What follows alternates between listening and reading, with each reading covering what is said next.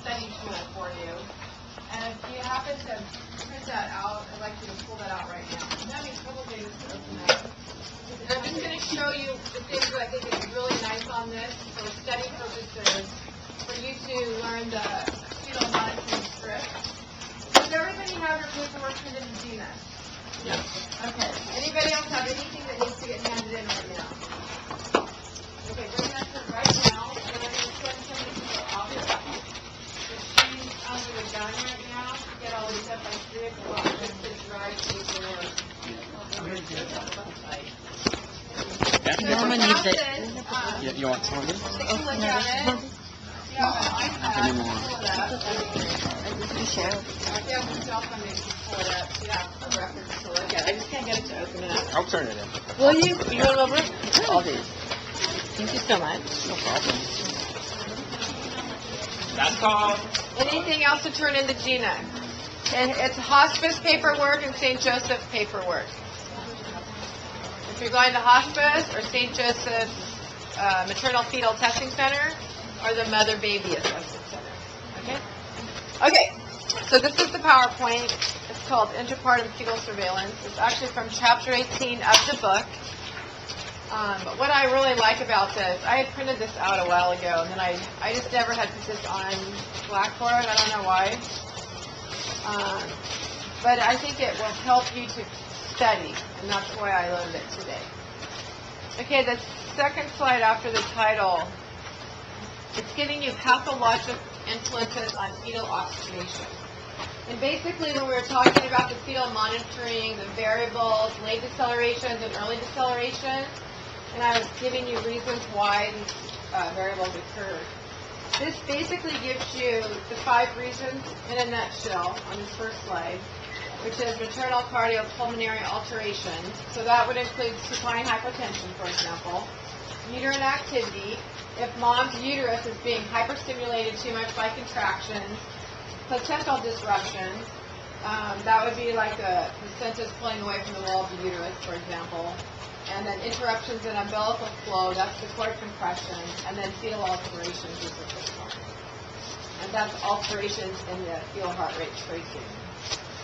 Okay, then the next few slides just show you why we put the external monitor on the part of the mom's abdomen that we do. It's showing fetal position, which is really nice. And so those of you who are in L&D got to see probably the monitor on the laboring patient, which is awesome. Anybody going to the maternal fetal testing center, they do this all day long. They're putting monitors on patients, running non-stress tests. That's why it's a great learning opportunity, checking amniotic fluid index. But anyway, this is just great to show you where we're going to be looking for the heart rate to put our ultrasound. It shows, the third slide shows a breech baby, how it's different where we're going to be picking up the heart rate. And then about the sixth slide, it says baseline fetal heart. It says rate, and then it gives you normal rate, bradycardia, tachycardia, and then it gives you the variability, the different kinds of variability, which is absent, minimal, moderate, or marked. And we talked about that when we were looking at the strips yesterday. The next thing we're going to do after I go over this is I'm going to be handing out fetal monitor strips to every student. And you're going to read a strip today before you go home, okay? So right now I'm just kind of summarizing what we talked about yesterday, okay? You've got to be able to read strips, just the basics. The next slide says acceleration, temporary. It gives you a nice little description. What are we talking about? Accelerations in the fetal heart rate. Temporary increase in the fetal heart rate. 15 beats above, lasting 15 seconds. I told you that's what constitutes an acceleration. It's got to be at least 15 beats above baseline, lasting a minimum of 15 seconds. It's associated with fetal movement. And that's a reassuring sign. So you need to put with acceleration, it's a reassuring sign that the placenta is supplying adequate oxygen to the baby. Okay? Then early deceleration, so these are the parts I like the best. How it talks about early decelerations, late decelerations, and variables. Earlies, and this is really nice on the earlies, occur only during contractions as the fetal head is compressed. They return to baseline fetal heart rate by the end of the contraction. They actually mirror each other These are the things you've got to know. You've got to memorize these points about each deceleration so you can determine what kind of a deceleration is this. There's 3 types. They're not associated at all with fetal compromise. This is a reassuring sign that the baby's coming down. It's a good sign when earlies are happening, and it requires no additional intervention. Okay, so earlies are good. We just basically, we're going to just chart that the patient's having early decel. There's no nursing actions required for earlies. All we're going to do is chart it, and that's it. We don't do anything. Okay, we're happy with those. On the other hand, with late decelerations, they begin well after the contraction begins. Often they start after the peak of the contraction, also known as the acne. The book calls it the acne of the contraction. I don't use that word in lecture because in L&D, you're going to hear the nurses talk about the peak of the contraction. I use terminology that you're going to be hearing on that unit. Lates return to baseline after the contraction ends. Okay, that's one of the defining characteristics of a late deceleration. It's a reflection of impaired placental exchange or utero-placental insufficiency. You should know what that terminology means. Requiring nursing intervention, we want to improve placental blood flow, so we talked about our nursing actions yesterday. We want to increase oxygen to the fetus. So what are our nursing actions that we talked about yesterday? We'd actually bring the head of the bed down, because that's going to support better blood flow. What about her position? Change her position in an attempt to increase oxygen to the fetus. If she's on the right side, we'll turn her to the left side, for example. If she's on her left side, we would turn her to the right side. We don't want her anywhere near being on her back. What else are we going to do? Yes, oxygen, tight face mask, 8 to 10 liters. We usually have it at 10 liters. What else? Nursing action. Yeah, if she's on Pitocin, we would decrease it or turn it off, depending on the severity of what was happening. Okay, so if we could open up her IV line, the IV line that has no Pitocin in it, we could actually open up that main line IV with fluid. That's an additional thing. Are we going to alert the doctor or the provider about late? Yes. We don't have to alert them first thing. We can do all our nursing actions. But it's important for us to at least let that provider know that there was an episode of late deceleration. We did this, and this, and then the lates have subsided, okay, or whatever we did. But eventually they need to know. It's an important area of communication that the nurse should be giving the provider. Variable decelerations are caused by reduced flow to the umbilical cord, also known as cord compression. Okay, so variable. The shape, duration, and degree of fall below baseline rate are variable. So some of them will be just a little variable. Some of them can be very severe and go down to as low as 60 beats per minute. They can be long-lasting to a minute. The fall and the rise is abrupt. That's what defines a variable deceleration. It's like all of a sudden the baby's going along fine and then there's this bam, big drop suddenly. And what nursing intervention is our number one thing we want to do? Reposition her to get pressure off the cord. So it's a completely different reason than the lates, okay? The lates, we're trying to improve oxygenation, blood flow through the placenta. With a variable, we're trying to get pressure off the cord. So we'll move her in whatever position we can, trying to allow that cord to have some little freedom. Did you have a comment? Oh, that happened. With your patient? Yeah. Oh, that's great. Tell us. The heart rate, baby's heart rate dropped to like 82. Okay. And it was when she was pushing already. Right, so she's pushing. They put her on O2 and repositioned her. Okay, good. So again with variables, and that's pretty deep, going down to 80. We would want to give her oxygen also. With a mild variable, we don't usually use oxygen. We'll just change position. But we're definitely, because she's pushing, yeah, we're going to want to give her oxygen. So how long did they last? Oh, it was very quick. Okay. The heart rate switched back up to like 100 within like... Okay, good. And did you just move her to her side? Did you guys move her? Yeah, because she can still push on her side. Yeah, we do want to just try to alleviate that. Good, I'm glad you have to see that, because then this all makes sense to you. So she's the one who got to see the actually. Yay! So, okay, so uterine activity, we're looking at frequency, duration, intensity, and a resting tone. There should be a nice resting tone between contractions. And that's another PowerPoint slide. And then it has a nice listing of the non-reassuring patterns, which is good to remind yourself, okay, so what's non-reassuring? What do I need to remember here? So if the baby's tachycardia, bradycardia decreased, or absent variability, we talked about that yesterday. Late decelerations are non-reassuring. Variable decelerations falling to less than 60 beats per minute for longer than a minute. That's a non-reassuring pattern. And then any prolonged deceleration, that would constitute non-reassuring.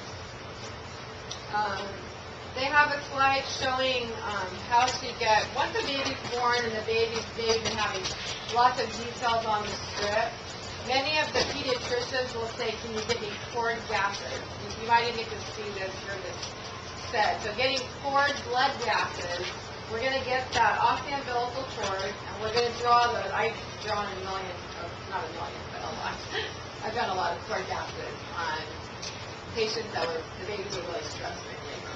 So you just get, you're going to get arterial blood and venous blood, and you get that done. Usually RT, I think, does that at most facilities. Usually you put it on ice. Yeah, you put it on ice and have it ran right away.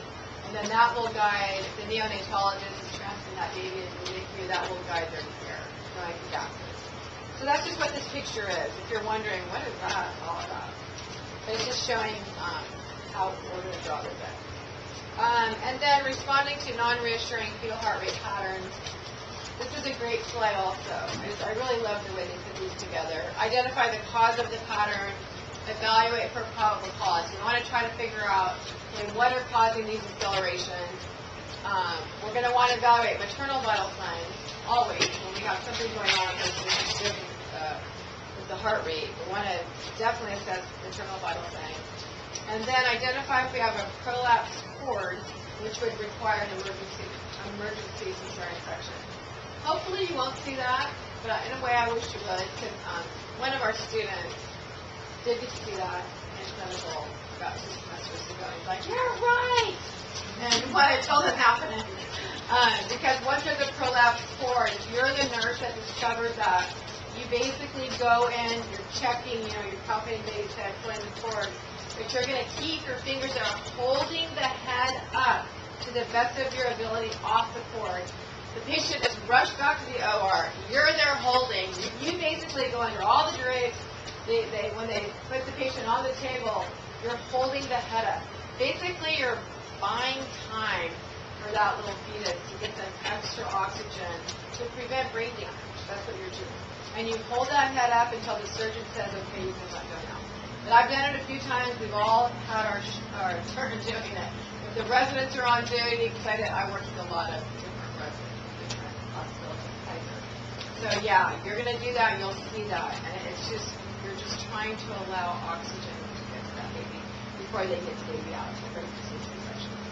Okay, so what else? Stop the Pitocin. When we're having a non-reassuring pattern, most likely we will stop our Pitocin.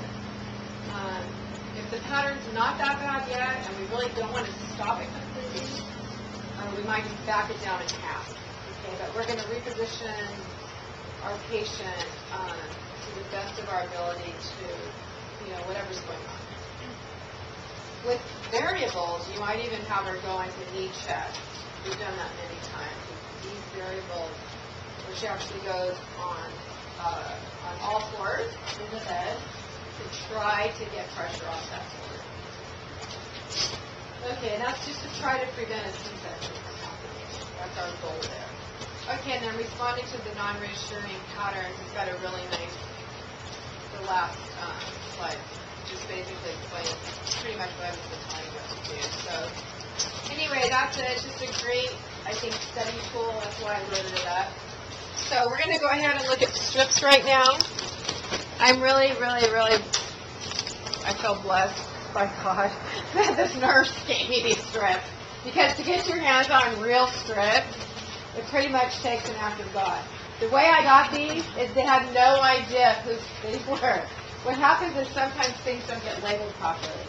And so this was the box of strips, and this super nice L&D nurse came up to me and goes, "Would you like these strips?" I'm like, "Oh my gosh, I felt like it was my birthday." Yes!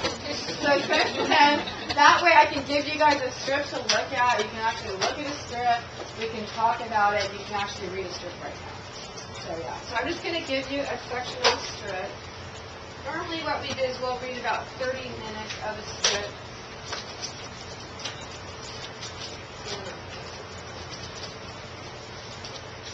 Oh yeah. It's shorter.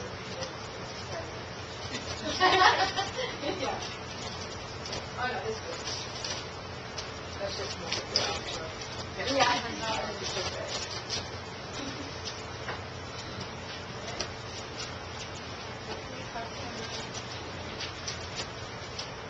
So I'm going to give you a couple minutes to try to figure out what's going on.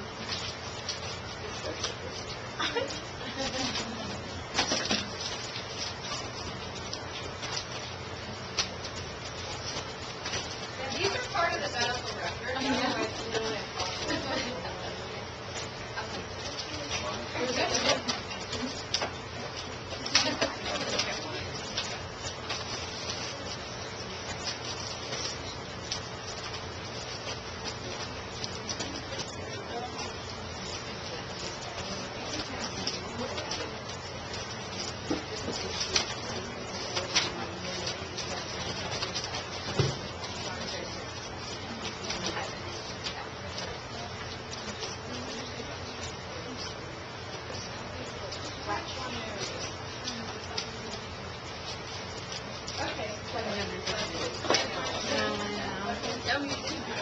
You didn't pick up on your own line yourself. Oh, yeah.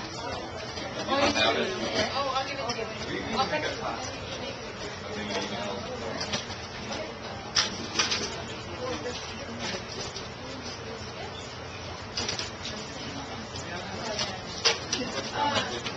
Can you share with her?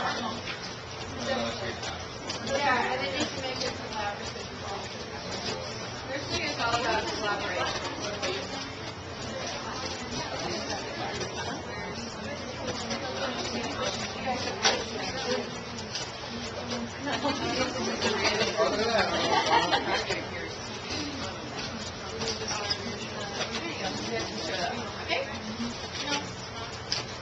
Okay, so what you're going to look at, each little box is 10 seconds long. Okay? And so from dark line to dark line is 1 minute. So what you want to look at first, you want to assess the fetal heart rate. What's the baseline? You're looking at baseline. So, and you should be seeing, you're looking at variability, baseline, acceleration, deceleration. You want to look at how far apart the contractions are. Yes. Yeah, sure. What? You don't hear what? You can have it straight.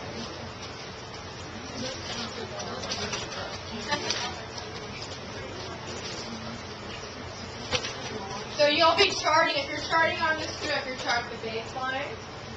We'll chart if there's any acceleration. We'll chart if there's deceleration. Then you're going to chart how far apart these contractions are, how long they last, and how strong they are.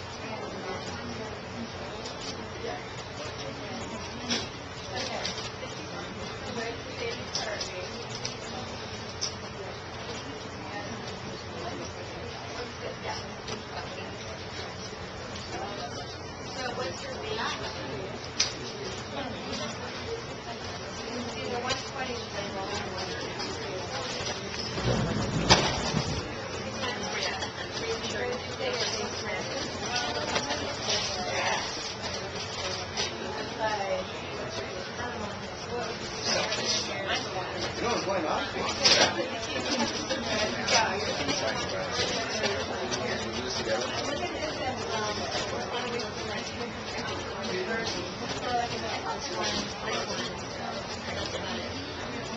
Well, we used to charge it. We usually would have said 150. Now they want more than a minute. Yeah, you're going to try to pin it down and adjust it. When you had it, you change the base. Right now, we're getting a little better. We're now better than I would probably go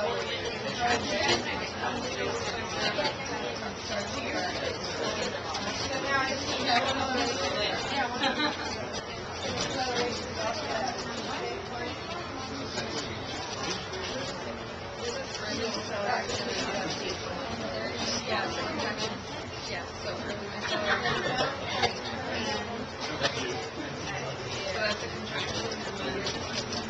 Yeah, right after the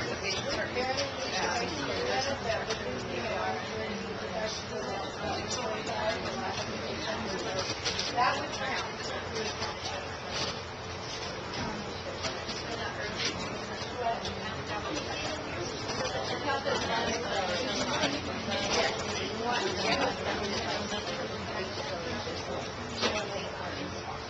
What would you call this variability? I know. Talk about the variability. You should do it average.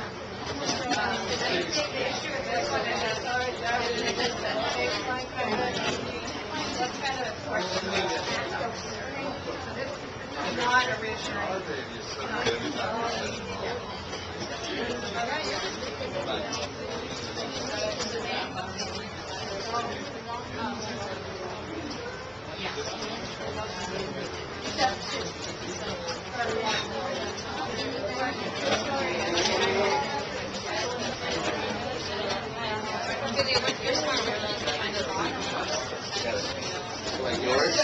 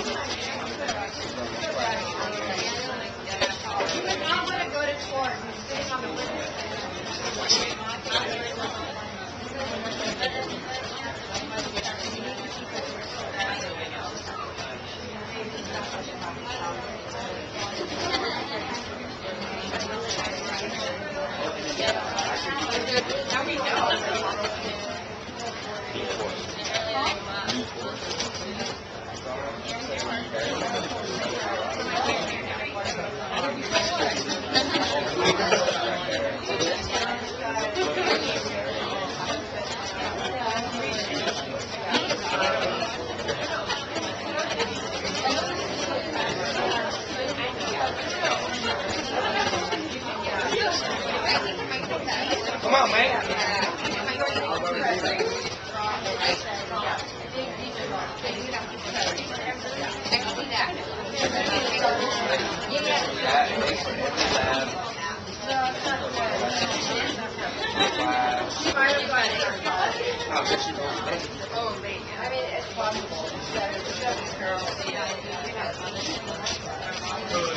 Anybody know how to do it?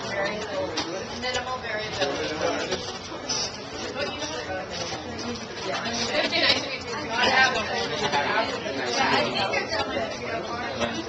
Any acceleration, that'd be great.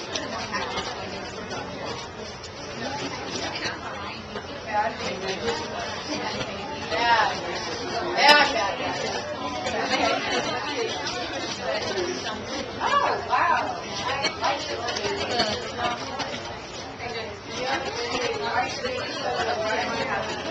We're happy to listen to you.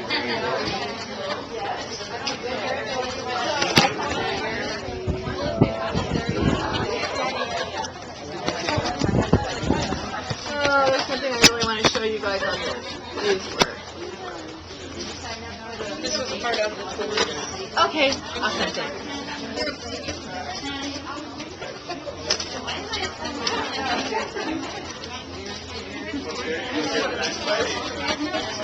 Yeah, no one say that's right.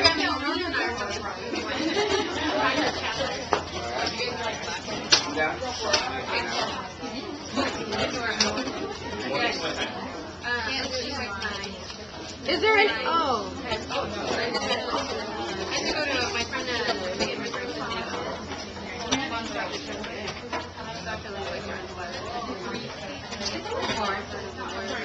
Can somebody collect all the strips? Okay, thank you. You're doing it for me, thanks.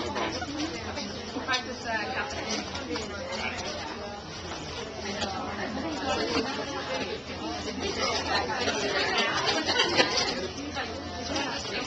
Thank you. All right, any questions about anything about these strips? Did it help you kind of make it clear? A little bit clearer. A little bit more clear than thick mud, more like thin mud? Yes. Okay, good. That was the goal. All right. I'm trying to pull up a strip here from the internet that I found, and it's an actual litigation. It's a case that went to court, and it's regarding a twin delivery. And I'm going to try really, really hard to pull this out because it's an amazing learning. Do you want to take a break right now, or wait 10 minutes? Since we just finished the strip. So you want to take a break right now and come back in 10 minutes? Okay, let's do that. Come back at 3:30, and I'm going to try to get this up.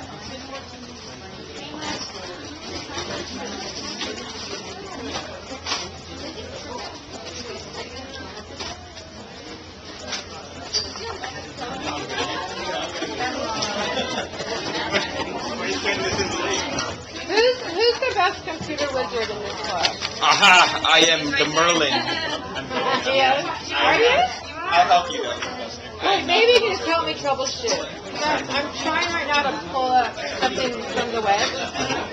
It says we're done with it. He doesn't figure it. Oh my god, I love that. I really wonder.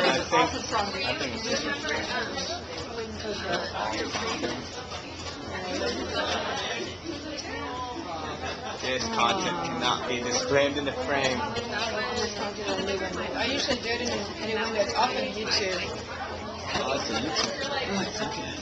It's meant for learning. Yes. It's a fetal monitor tracing they used in court. Usually they got a lot of money. Oh, yeah. Maybe that one. Oh, that's not it. It's chapter. Well, I want this to open. I was trying to open it. That's what nothing's opening today. Show all content. You down. You down. There. Right? No, it's not working. Oh, no. Get out. Oh, I wanted to so bad, but I had to take my little granddaughter to kindergarten. That's what we did. Oh, yeah. Yeah, it was Pre-K. It was pre-K. Oh, yeah, that's awesome. Right on. I knew it was going to be really good because the swell's holding. Well, in school now everyone's back in Everyone's school, so back. now there will be waves. I know, I surfed Tuesday. It was amazing. No crowd. Yeah, my brother served RJ, said it was great. Oh, yeah. It couldn't be downloaded, Professor. Maybe you're not online. Well, it was to get on Blackboard. Not anymore right now. Got kicked off. No, we're back to connect. Yeah, we were on because I got right on the Blackboard and I was shocked. Because this room doesn't do very well. I don't know where we are. What? Where's the Wi-Fi in here? Maybe? I don't know. We used to be able to do that, but for our last faculty meeting in here, when that was like 2 No, something's up with all the computers. Even the one right there where nursing students can go, the Yeah. headphones doesn't work. Some screens are upside down. Oh my If you move them God. outside, it goes down. Like, what's going on? Oh, that's horrible. Twilight Zone. Yeah. You adventure to Twilight Zone. So, Professor, you surf every week? Like every day if I can. You've been to the I have. I used to be a body surfer. You I used were? to go to the wedge all the time when I was in high school. Hey, man. I I saw it for the know. first time this weekend. We're like, Oh, I would never go when nothing. it's super big. But I loved it. I love swimming out there. It's dangerous. It is dangerous. There's spinal cord injuries there every year. They all go into Hope. So yeah, I don't encourage the wet. A lot of people are watching. I don't know if they're watching from school. They're watching if someone gets hurt. Oh my gosh. Well, my son is a pro surfer. He surfed it when it was like 4 times overhead.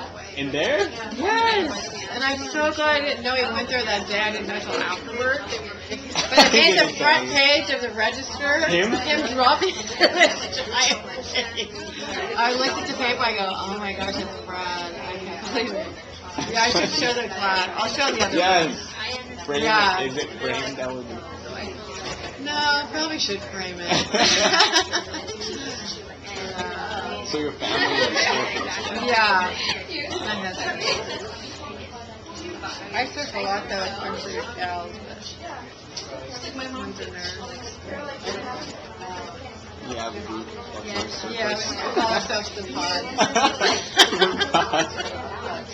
That's interesting.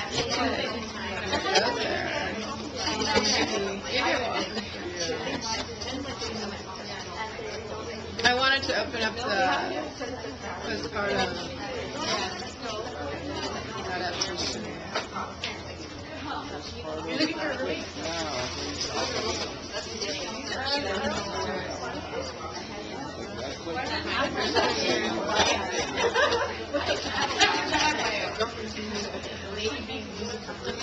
Okay, so just scroll down here. And then, wait. Biosystems.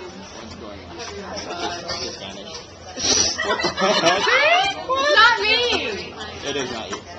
Oh my gosh. And the teacher in here before us, for the, she used this computer and was able to get on the wireless, and this computer normally never works.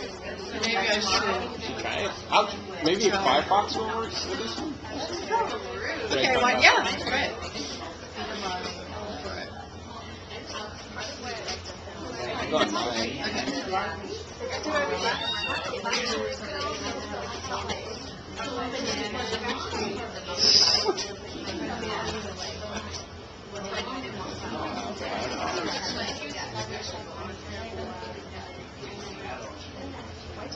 Yeah, what does that mean? It's connected, but it's disconnected.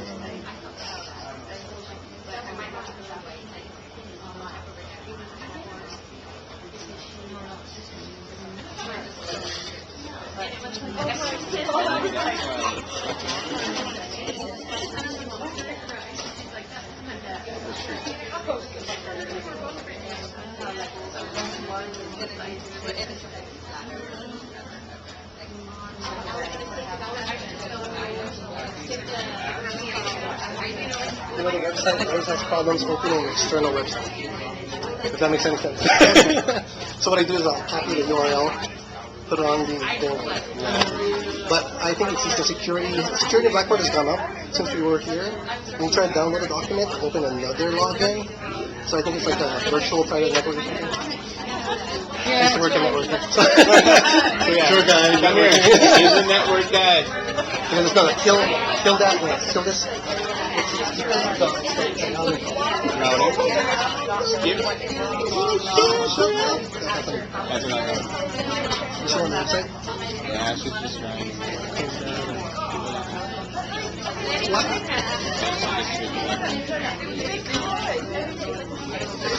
You have to log in? I can log back in. Okay. Let me try. Hold on. So we got this connected. Yeah. They just, whatever you do, just copy it.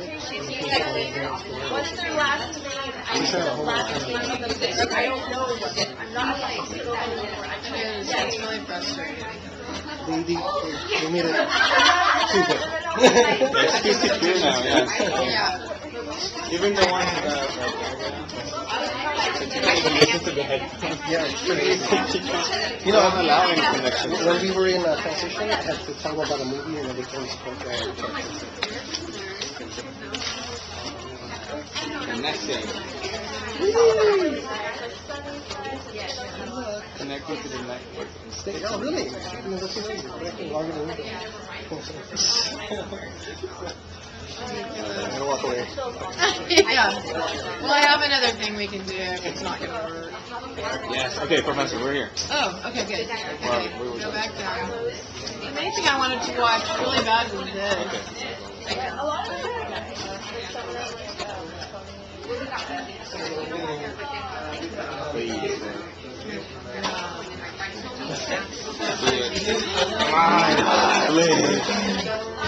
Kept getting disconnected. Oh my gosh, it's crazy.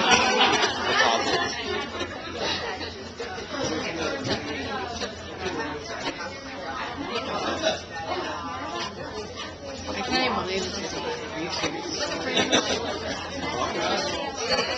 It's about 20 minutes.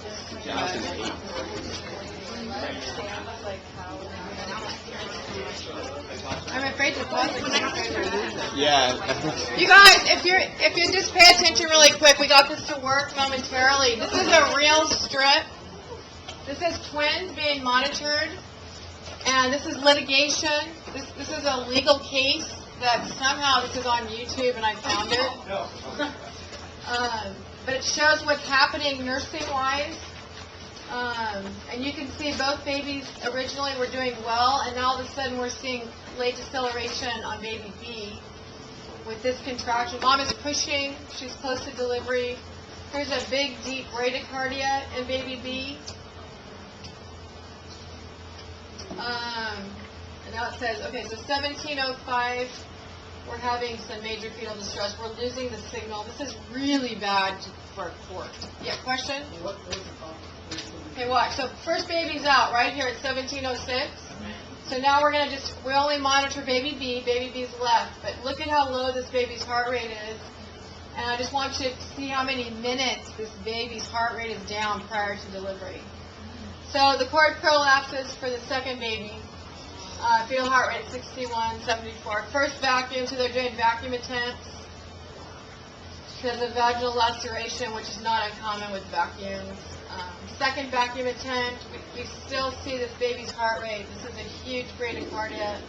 Baby's attempting to compensate right here and come back. Now this is at 7:18, 7:19. Fetal heart rate at 80. You would not want to be in this delivery room, trust me.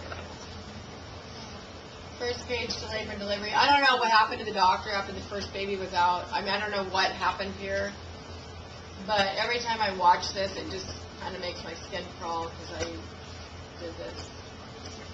So we have a physician leaving healthcare without checking with LND. Yeah. Third vacuum attempt, because you should have two doctors. On a high-risk delivery with twins, you should always have two OBGYN doctors present. Second page. Yeah, this is a nightmare. And so remember, the other baby was born at 1706. Now this is 1730, 1731. Yeah. Well, now. Shouldn't they rush them to OR for C-section? They should have a double setup in place. They should have everything you need in that room at that time. Because of twins. Yes, because you never know when this is going to happen with the twin delivery. You should always have a double setup. So here we go. Response to labor and delivery. You should always have anesthesia right there in your unit with the twin delivery. Any multiples. And I don't care how healthy mom is, how many bad babies she's had. I don't care what the story is. Because this can happen on any So is there now no heart rate, no contraction? Yeah, you have nothing on this strip. This is what hangs the whole thing out to dry. I don't know. Maybe they're rushing her to another room and they disconnected everything. But you could still have a handheld Doppler and be listening. If you are moving her, you should have something and be writing on your strip. That strip should follow the patient into the OR. 1745. Baby's born.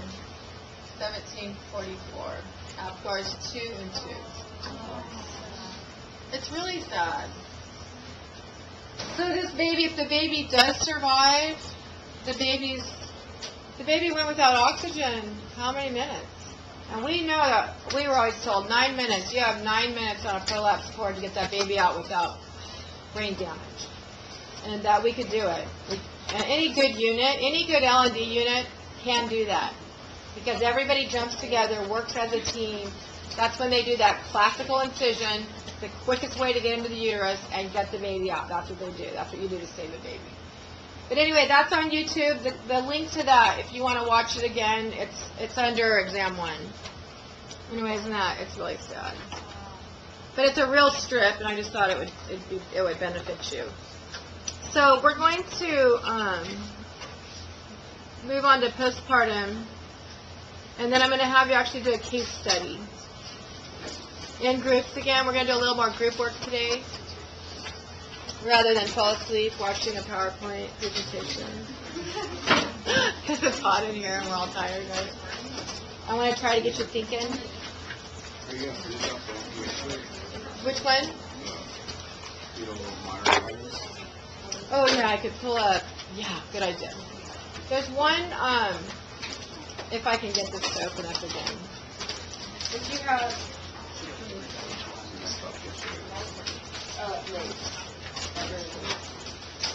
yeah, we could pick up. The other one I wanted to go over was this one.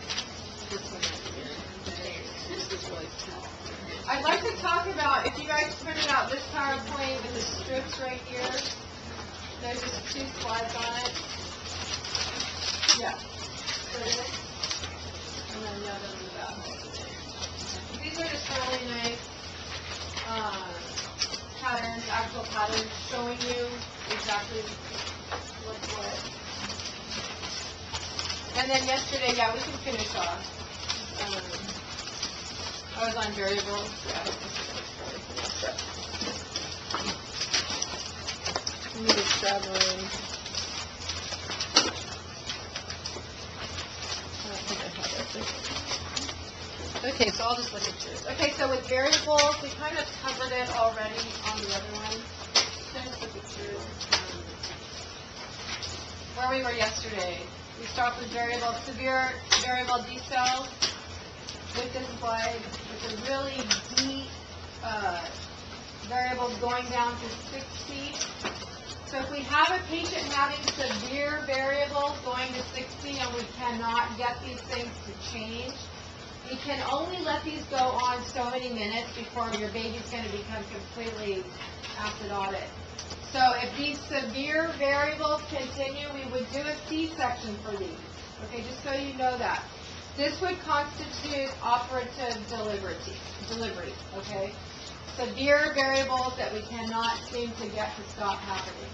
We can't let those go on for a long amount of time. So with variables, what are we doing? Number one thing, changing position to get pressure off the cord. That's what you need to remember. And that's when we might, this for my patient, I would not hesitate to put her into all fours. Get her into knee chest. okay? Get her with the chest lower, up the knees up, which basically is going to kind of pull the fetus kind of away from everything to maybe provide some relief to that cord. So that's when knee chest might be used. It actually has been really successful to do these variables. Also an amnio infusion. If we're having severe variables and we can do that amnio infusion and add fluid into the water bag, this is a great time to do an amnio infusion. We do amnio infusions for the severe variables and for thick meconium. Those are the two times we're going to use amnio infusion, which is normal saline, and it goes in a bolus of about 200 ml, and then we continue that on a pump at about 50 ml an hour. So we continue infusing amniotic fluid, into the bag, normal saline into that bag of water. Okay, so that's nursing care with the severe variables. If we have coupling contractions, which was your next slide, maybe you had that on your script today, where the contractions are just too close, we want to get those to space out. Coupling contractions, because there's no resting tone, there's not enough of a gap in between, we want to get that to space out. That usually happens with the patient on Pitocin. And then the non-reassuring fetal heart rate, we talked about that already. We're not seeing accelerations. When you come in on a patient, you have a labor patient, you should find out when was the last acceleration. That'd be something you'd get in the report. That's something you would tell the next shift coming on. Baby's been having nice accelerations. The last 30 minutes, she had 2 great accelerations. Something like that. Because accelerations is showing a reassuring sign that the placenta is doing a phenomenal job. So non-reassuring, this is kind of a sinusoidal, kind of up and down. Very non-reassuring. We lost a baby at Desert Valley Hospital having a similar pattern. And the midwife, I don't know, the nurse and the midwife just missed it all night. The baby was born in the morning, and it was a perfectly born little stillborn. And it was because they missed this.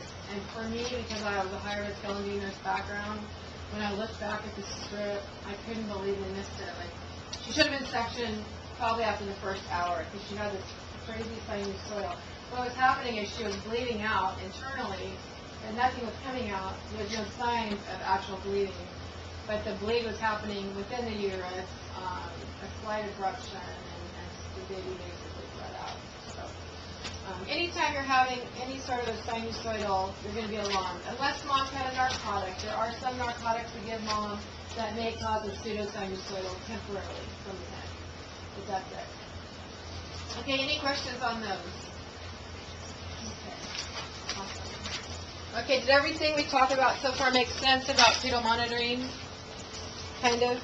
Okay. Next Wednesday for the seminar, I'll be doing the seminar again.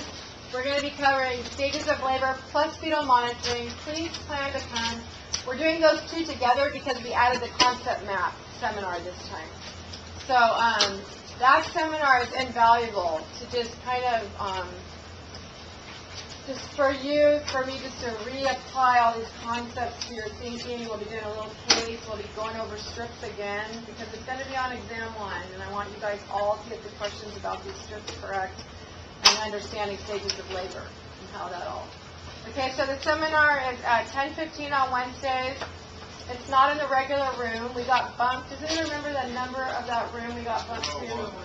201. It's the So, chem room. the chem room? Yeah, the chemistry room. Okay, it's really nice. Brings back memories. I did chemistry. We had to take chemistry for nursing doctor.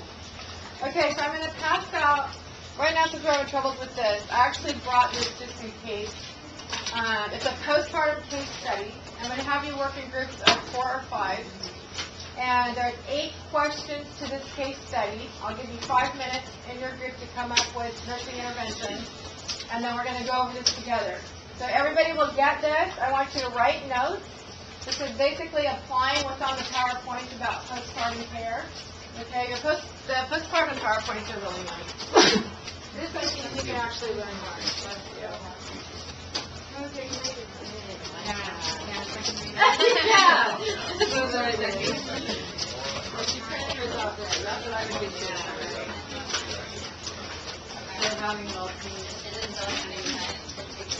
You will have strips on exam. We're having a quiz next Wednesday.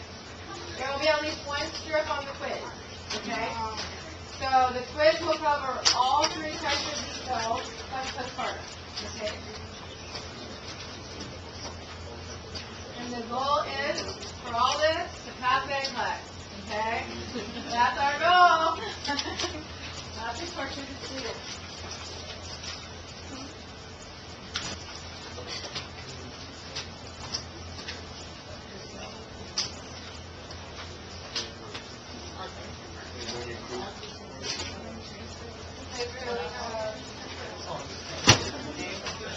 So 4 students, maximum 5 students in a group.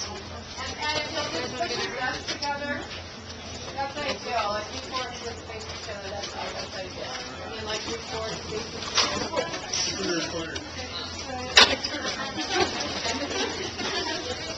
Okay, now I'll just read out loud. Postpartum case study number 1. This goes with our textbook. This is right on the website for Elsevier. Marge, a primogravida, gave birth to a full-term 7-pound, 8-ounce boy 30 minutes ago.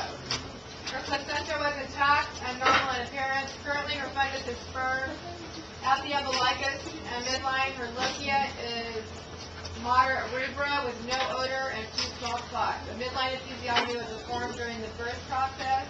Marge has several large hemorrhoids that first developed late in the third trimester and increased in size as a result of Marge is bearing down effort. Epidural anesthesia was used during labor and birth, and Marge plans to breastfeed.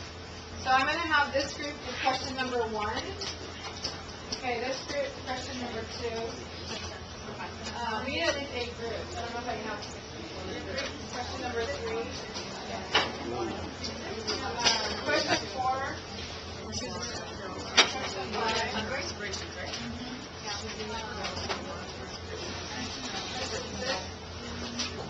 7 and 8.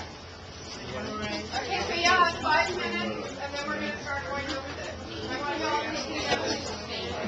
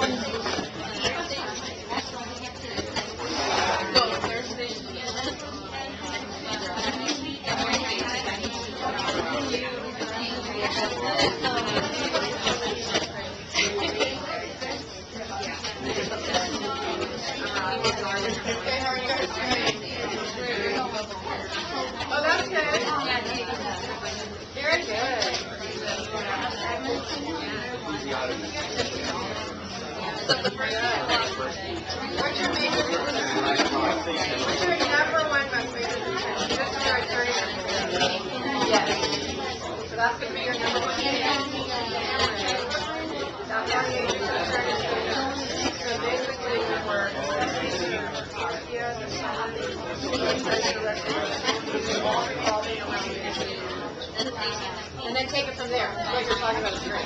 You're going to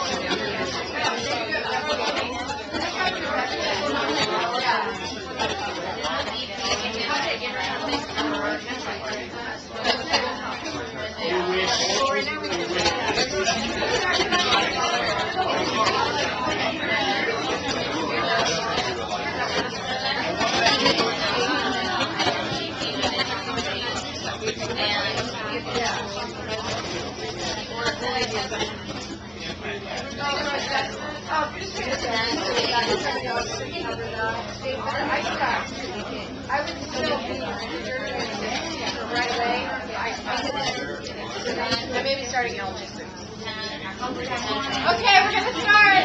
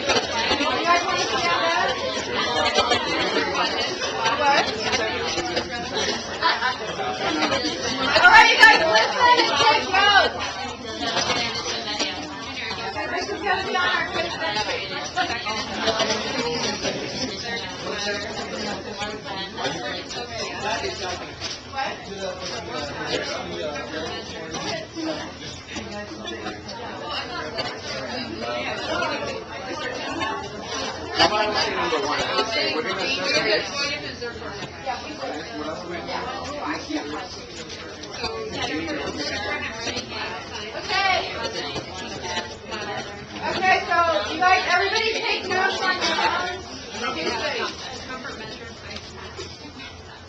Okay. You guys ready? Okay, go ahead and read number 1. Point of view. Outline the assessment components that should be given priority when monitoring the progress of Martin's physiological recovery during the 4th stage of labor. Okay, and in the STEM, we know she's 30 minutes out from delivery. She's been 30 minutes ago. Okay, that's important. Okay. So we would assess her bleeding. Bleeding is your number 1 concern. Okay, hemorrhage. We would check the lochia, and obviously since we're going to be down there, we check the hemorrhoids and the other side. As you're down there also, we would apply the ice pack and start with the analgesics. And 2, we would go with the vital signs. How often? Every 15 first hour. Every 15 minutes for the first hour. Absolutely. If she's stable, after that 1 hour, we can go to every 30 minutes for the next hour. If she's questionable stable, we'll continue Q15 for the first 2 hours. Okay, so we're checking blood pressure, pulse, fundus, and lochia. Okay, that's really important. We're measuring hemodynamic changes. Those 4 are parameters. Okay, keep going. Top of them, we obviously assess the fundus, uterus, see where it's centered, midline. Yeah, all that. you want to know the position, the tone. And then obviously you would assess her bladder. Yes. Why? Because she had an epidural. That's in the stem. If there's a need for in and out cath or anything like that, she's okay. Since it says that she's planning on breastfeeding, you would also assess her breasts. We can, or we get the baby to latch on at that point. And then the last thing would be comfort measures, whether it was analgesics, blanket, or sequentials. She won't need sequential. She's a vaginal delivery. If she were a C-section, she'd have sequential as soon as she gets a recovery. But not for a vaginal delivery. Difference. The bladder, we're going to definitely assess her bladder and maybe even if the Foley, at Mount Valley now they leave the Foleys in, just replace the bulb while they push and actually just leave it there. I don't know, I haven't read any research on that yet, but check out what they're doing at St. Joe's and at Western Med for me and let me know. At Western Med, they keep the Foley as soon as she starts pushing. Okay, But then that's what I'm used to. Get the Foley out because we don't want any additional damage going on from that catheter being in place. Anything else that you guys can think of? Yes. probably be using softener for the hemorrhoids. Yeah, so she's going to have stool softeners ordered. The ice pack to the perineum not only helps the episiotomy, but it will also help the hemorrhoids. It's a double duty and keeping her ice.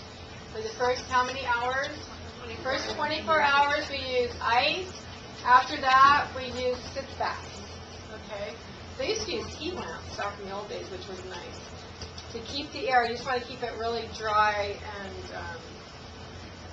the sitz baths to keep it kind of cleansed. You want to keep the whole perineum really clean and dry. Okay, and then if she has, let's say on her first check, they just got her 30 minutes ago, and her uterus is super boggy, and she's bleeding out prolifically. What are we doing?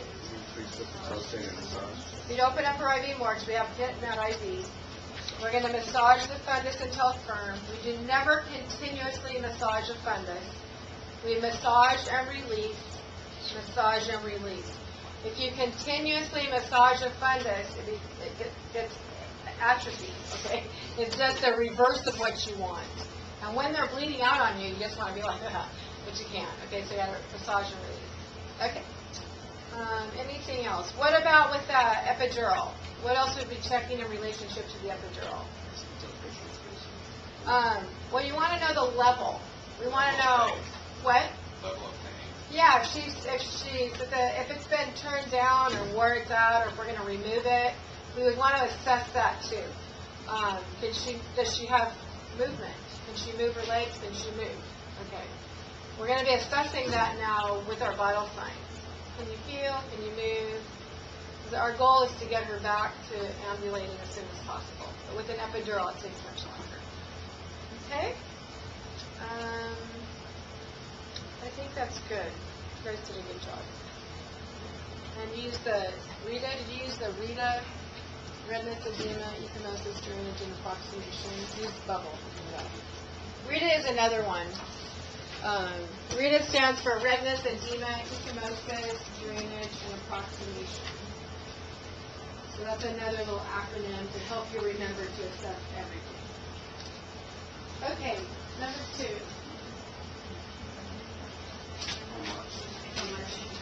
Yeah, redness, edema, ecchymosis, drainage, and approximation. That's in regards to the food volume. It's in the PowerPoint. Yeah. Okay, group 2. State the priority nursing diagnosis for March during the 4th stage of labor. State one expected outcome for the nursing diagnosis you identified. So priority nursing diagnosis for March. Oh, great. So we had a discussion on main concern would be like the bleeding. So we had the risk for fluid volume deficits. That's good, and that's with every postpartum patient. Because they're going to be losing blood. We're losing blood volume, basically. It just depends on how much for that patient. Okay. And then the goal that we would want is to have her to have normal blood pressure and vital signs, and also one patching every 2 hours, not fully saturated, or 2 pads every 4 hours, not fully saturated. We want our uterus firm and moderately together. Very good. Okay, number 3. Number 3, during the postpartum assessment at 1.5 hours after birth, Marge's fundus was no longer firm and her low-care flow had increased in amount, saturating her pad in less than 1 hour. State in order of priority the actions that the nurse should take in response to these assessments. Okay, so 1.5 hours out, she's boggy and hemorrhaging. Okay, so what do we do?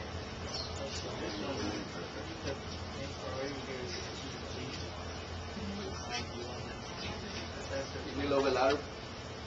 Yeah, you got better speak up. Or stand up. Stand up. Okay. Yeah, stand up, it'll just help you through that. Here, according to she's bleeding, so we're going to assess the fundus and vaginal. Yes, we're going to assess the fundus by massaging it again and releasing. Massage, release. Massage, release, and we're going to basically change the pattern.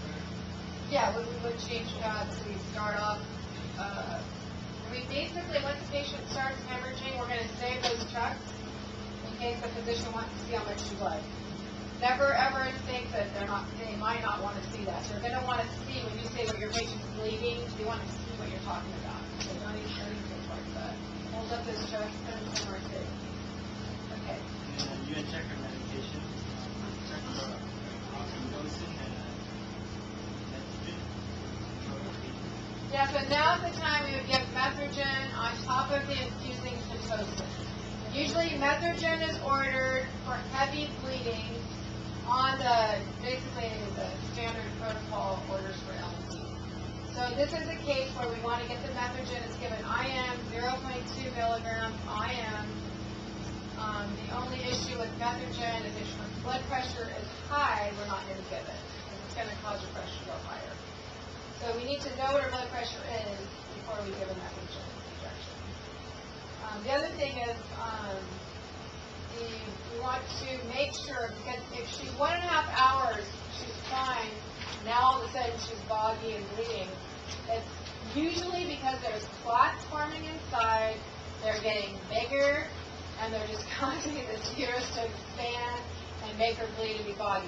So we're going to do those pressure expression of clot out of that uterus. We're going to just tell her, I'm going to push as hard as I can right now, because I want to make sure you're not full of clot, because those clots will just keep getting bigger and bigger, and it's just going to make everything worse. Okay, so we want to make sure we express all these clots, and that's most likely what's happening. Okay. Anything else? Yeah, see the bladder, if her bladder is now full an hour and a half later, which it very well could be, because her IV is wide open, the bladder will actually push the fundus up. And I have it on the PowerPoint for the postpartum, but you can see it's a great picture from your book. It just shows the full bladder and how it pushes the uterus up. So again, if her bladder's full, it's going to cause her to bleed more. We want to get that bladder empty, either in and out pouch. If she could void, that's perfect scenario. In and out pouch and put a Foley in. If she's bleeding, the best idea is to put a Foley in until her bleeding is under control, instead of doing repeated in and out. Okay? That makes sense. All right, good job. Anything else? Yes, we're going to call the doctor and let the doctor know your patient's bleeding. I just gave her Metrogen. I got a bunch of clots out. Is there anything else you want me to do? The best place for this patient to be is in L&D, not on Mother Baby Unit. Mother Baby Unit is census. They have several patients, several babies to care for. In L&D, we're geared up for emergencies. If we can't get her bleeding to stop, we can rush her back into one of those delivery rooms and they can do a DNC. Because potentially we might need to clean out the uterus with curettage, which is a little circular scraping instrument. Sometimes that has to be done to get a patient to stop bleeding.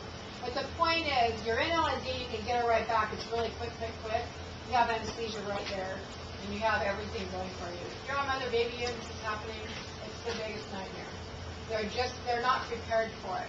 Patients should be very stable before they get moved to Mother Baby Unit.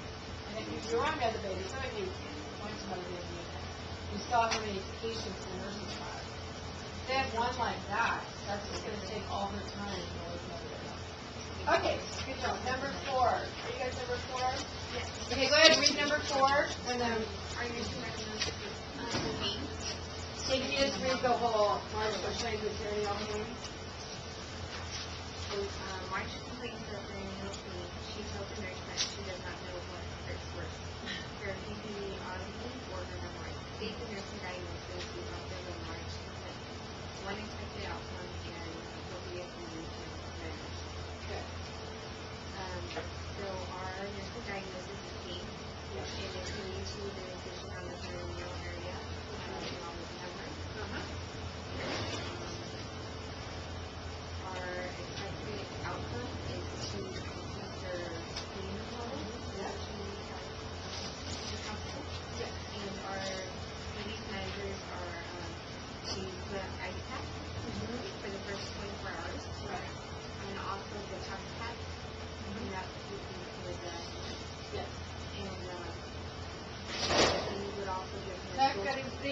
dermaplast spray too. So your patients, when you get the mother baby, usually have the touch pads, which are really, really nice, especially for hemorrhoids. And then the spray is good for the whole perineal area. Dermaplast. Yeah. Then we have stool softener, Yes. and if needed, then narcotic. But before we give her any narcotics, we would take a vital sign, and we would encourage her to increase her water and fiber intake. Yes. And after that, it's time to give her the Good, yes. This baths from 24 hours on are such a great thing to do up to that first week.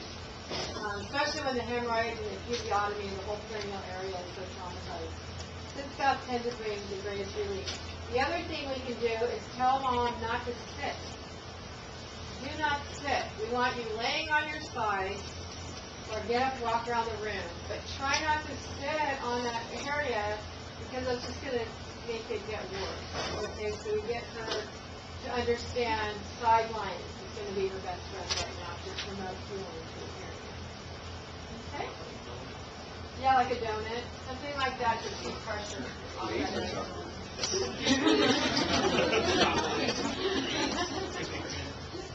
And then whenever pain meds are ordered, we want to keep her medicated at first because if she's in pain, she won't be able to take care of the newborn.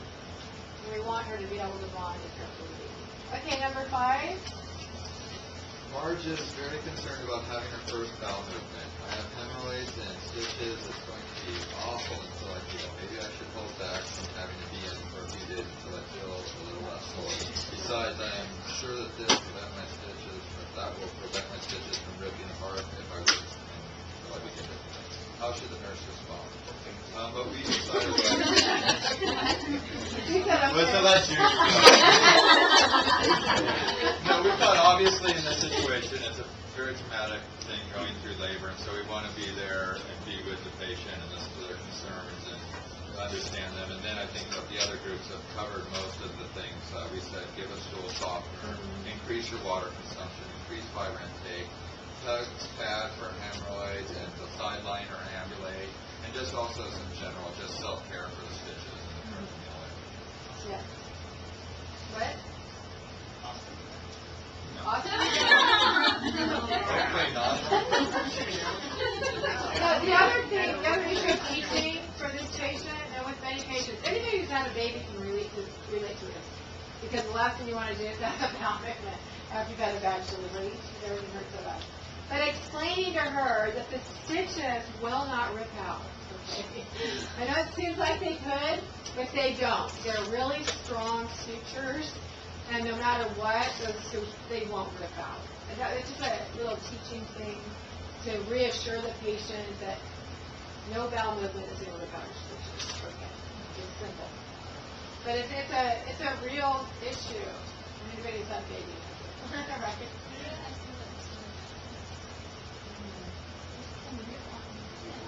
Yeah, they'll like it. Yeah, they won't. Okay, so group number 6.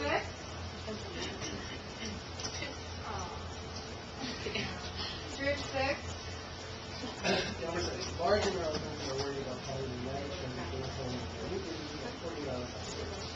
Whenever you babysit or you take your help take care of another, what can the nurse do to help Marge in terms of care of the baby? Like, Marge has expressed concern about what's happening to the baby, but you're defensive about the baby's other things.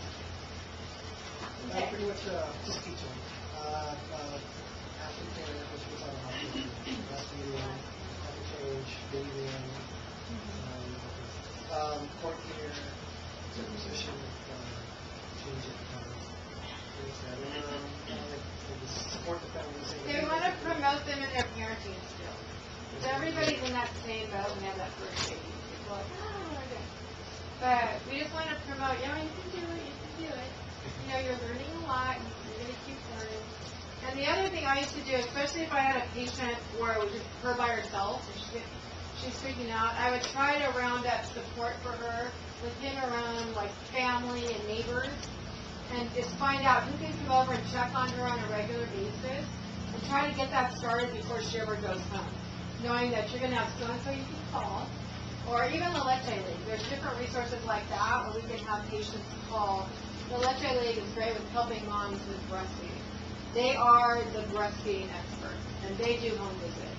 So there are resources available to them to help them get through that initial 3 days of being home alone with feeding. Okay. All right. 7.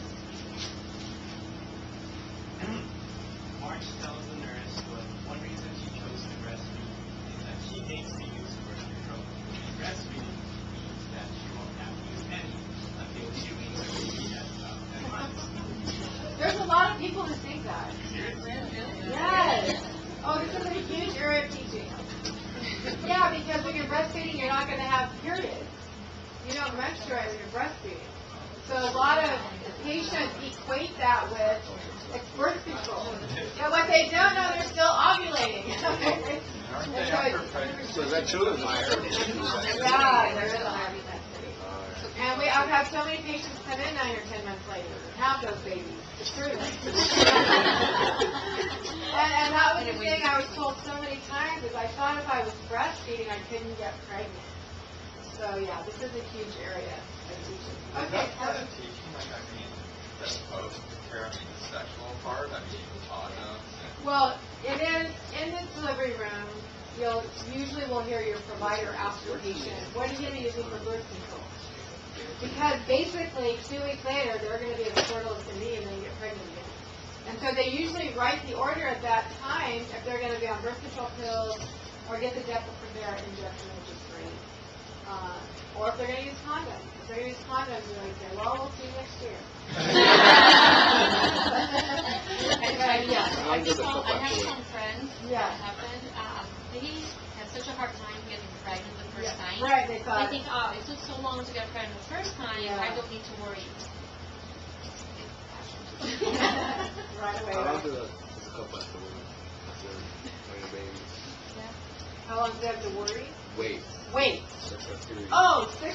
That's a good question. It says they tell them pelvic rest 6 weeks until you see your provider to make sure everything heals appropriately. They don't want women using tampons at all. Complete pelvic rest. Just leave it alone with feeling. A good question. So 6 weeks. But there are those patients who come back in and just like, a Valentina should see it all. The treadmill. Yeah. Yeah. Yep. Yeah. Okay, so what are we going to tell the patient who thinks breastfeeding is contraception? It's an education issue. And we want to speak in terms, what? I don't know if there's pamphlets about that. That would be a good pamphlet to have, though. It would be. Yeah, to explain out basically ovulation is occurring, and that's how you get pregnant, and how you egg being released. Good. And then what else might we encourage? Actually, I used to talk to patients all the time about condoms, and if they didn't want to have kids anymore, they'd talk about tubal ligation. And I'd always talk to the husbands about getting vasectomy. Because vasectomy, you're in and out of the office in 20 minutes. It's an outpatient thing. And with a tubal ligation, I saw a patient almost hemorrhage to death. Her tubal ligation was taking like 8 hours. She just started hemorrhaging once they got in there. And so tubals are very invasive. They're into the abdomen, and they can be potentially very dangerous. So that would just hit the guys up. Come on, get to that vasectomy. Very easy. Just use ice. But it does come up. I mean, we have to be willing to talk about it, right? That should be reversed, right? The vasectomy? Yes, the vasectomies can be reversed. So that's important. Yes. Okay. You never know. So anyway, but yeah, we need to be able to speak to contraception totally. We might be the ones that help keep them from being back in 11 months. And we talk to them about, contraception and what works. Okay. The IUD is something that's really good to prevent pregnancy, and they can get that in, I think it's a 6-week visit. The copper IUD is non-hormonal. It's a really good one. That was the only one I used to promote. The IUDs aren't really good for, they're intrauterine device that goes into the uterus. It's a little tiny device that stops the whole process. So it's a good one. Although there was a baby born once, I cried her, that was born with a little IUD sticking out of her. Baby was fine.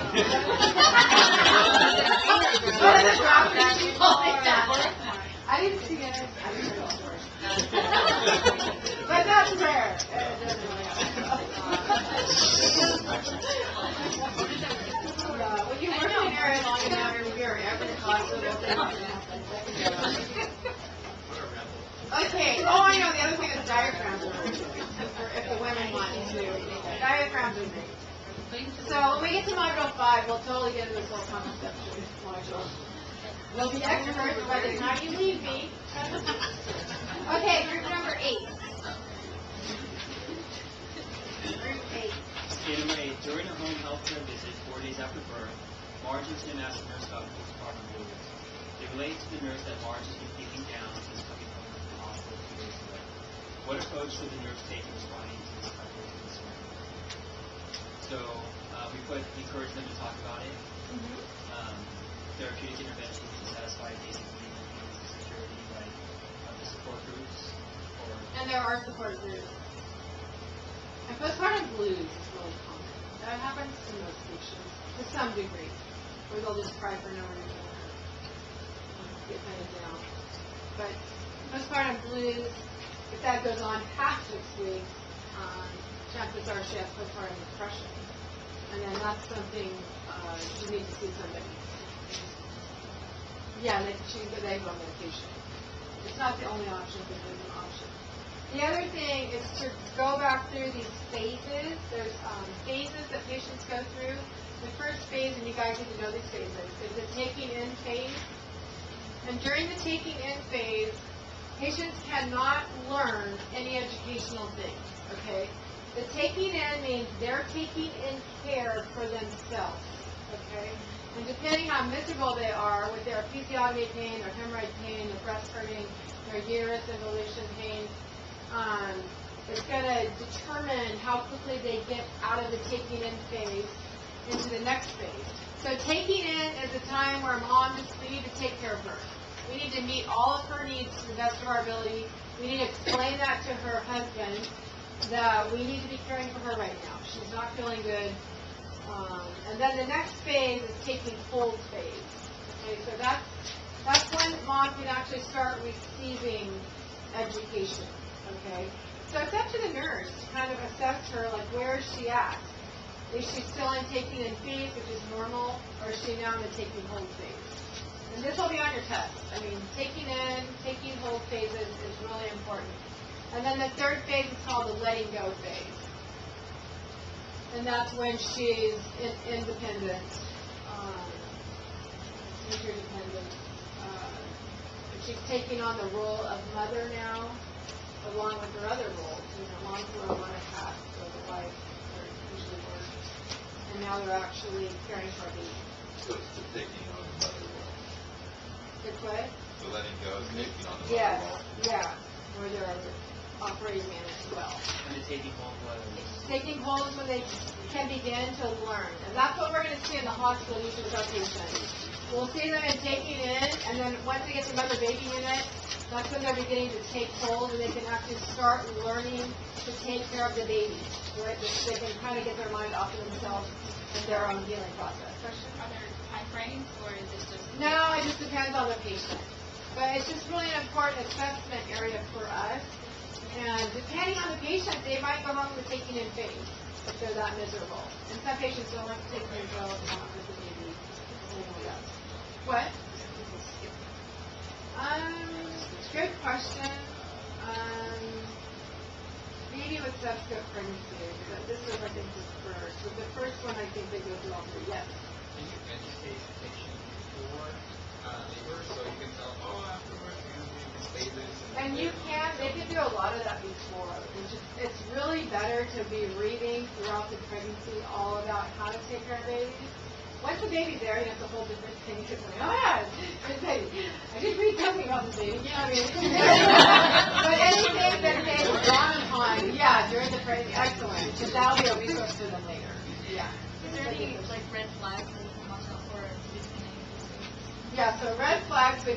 mom not wanting to hold the baby, okay? Mom wanting to keep the baby in the nursery. And when we see this happening, we see no bonding happening. This is a huge red flag. So we don't want this baby going home with its mom, with a mom that does not want to bond with the baby. Yes, you would definitely get psychosocial involved, have her come, have somebody come talk to her professionally. Yes. Because what happens is, babies die from something called failure to thrive. And there's no medical reason for it. It's because they're not getting taken care of. The human touch, they're not being nurtured and cared for and held. And yeah, so these babies come into the ER months later and they haven't grown at all. They're still the same size, the little newborn size. So they're like emotionally depressed. Yeah, it's really sad, and those babies will die if somebody doesn't intervene on their behalf.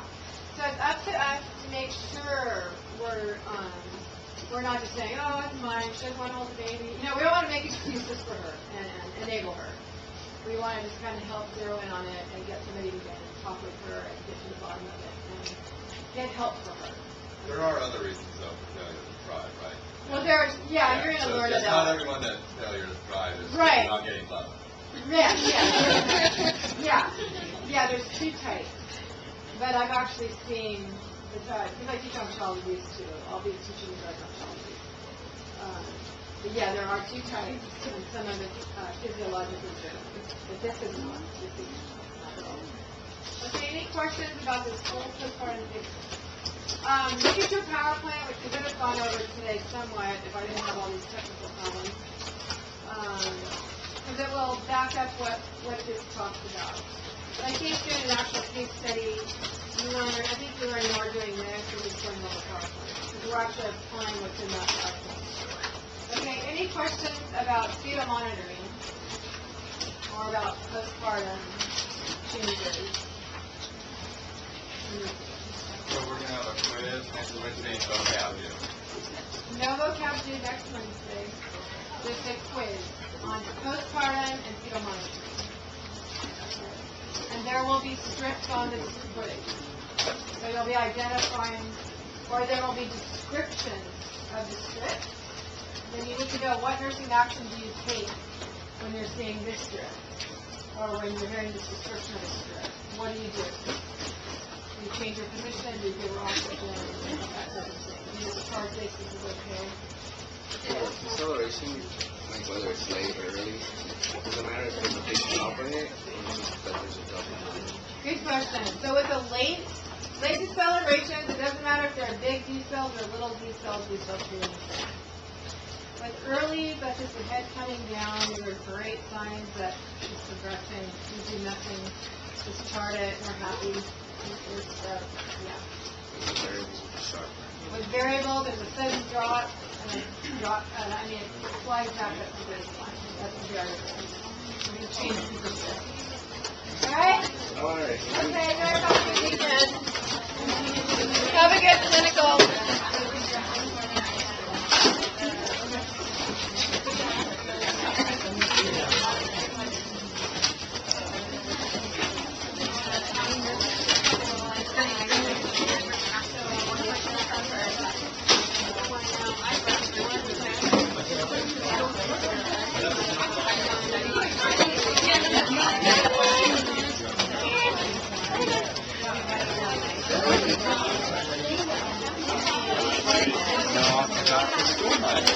Oh, yay! That's fun. I know. I know my granddaughter's is next Thursday. I'll probably go to it. She's 5. Should we PK or? So she's going to Huntington Christian. Okay. Yeah. Yeah, and her teacher is my daughter's. Is that Brad? No, that's my oldest. Brad's baby is 4 months old. Okay, that's Yeah. just I heard that through the grapevine. Yeah.